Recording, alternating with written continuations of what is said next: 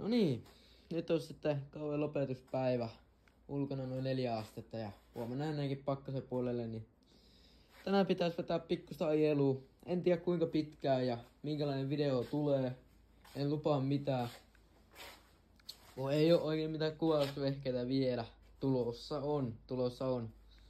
Mutta sillä lailla tuossa ehkä jonkinlaista kuminpolttoa saattaa tulla ja keulan nykäisyä, mutta tai no en mä nyt tiedä, no ei multa kyllä tipu mitään, mutta joo, mutta nyt on sitten tarkoitus vähän laittaa tuo tankkiin vähän löpöä, ettei nyt tarvi sitten tankilla käy, kun ei oikein huvittais käy, kun kausi loppuu ja turhaa rahaa haaskausta, niin otetaan tuosta naapurimaa bensaa ja tuosta noin oraasista kanisterista pistetään vaikka 2-3 litraa ja sitten pistetään täältä vähän öljyä.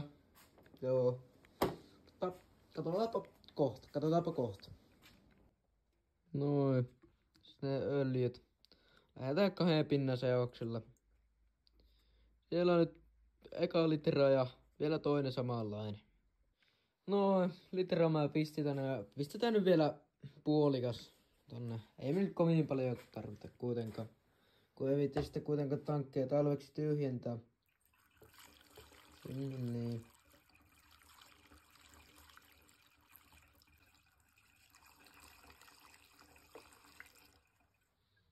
Noin. Siinäpä se. Hyvin meni. Sitten mä vähän tässä vielä sekoittelen varmuuden vuoksi. Ja sittenpä se on vaan lähtöön. Joo. Noniin. Joo, tosiaan, tankattu ja sitten ajamaan. Tilannepäivitys. Ei päästä edes pihasta lähtemään. Ja tämmönen vehe lahoaa. Joo, lähdetään tällä liikkeelle. Tulpa vaihto.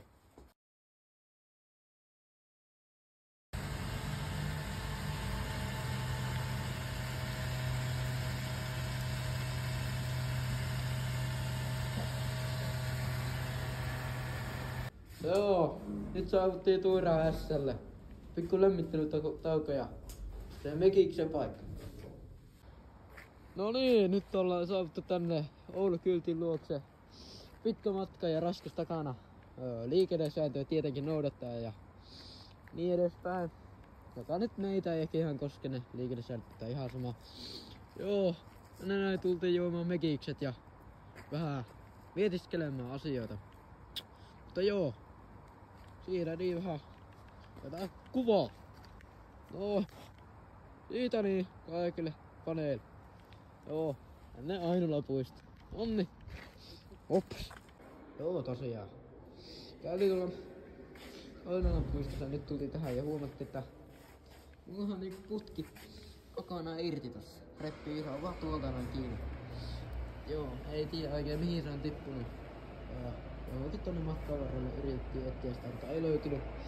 Tilasin uuden, mutta ei heittää nää takas, niin nyt vähän mietitään, että jatketaan ajelua vai mitä jatkaa, mutta joo.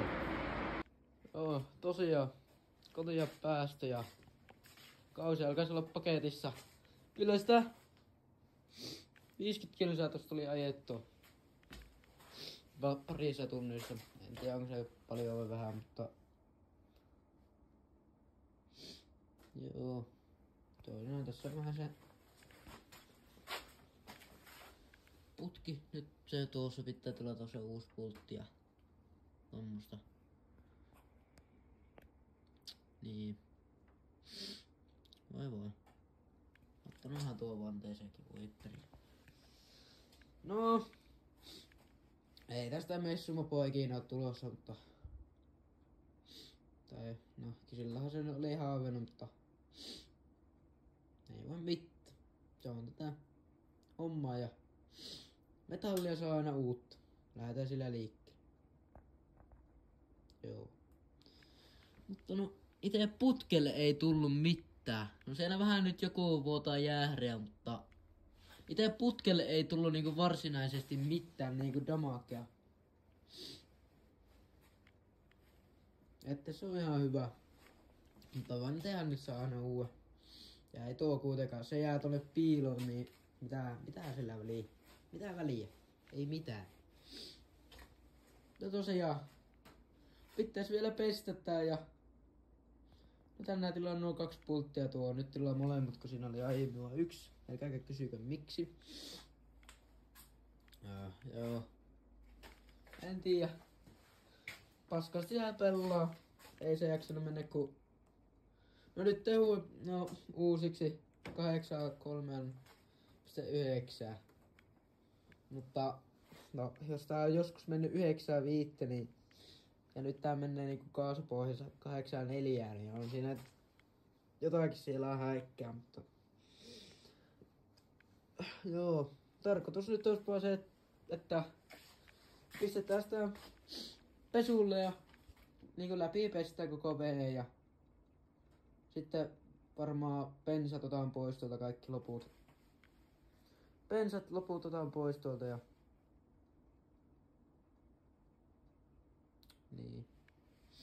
niin.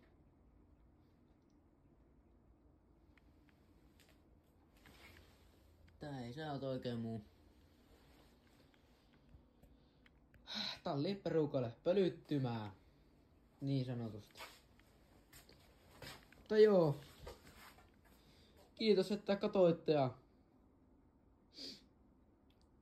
tulee lisää videota sitten ajan saatossa. Näkemiin täältä K-Block Garage eeppisestä tallista.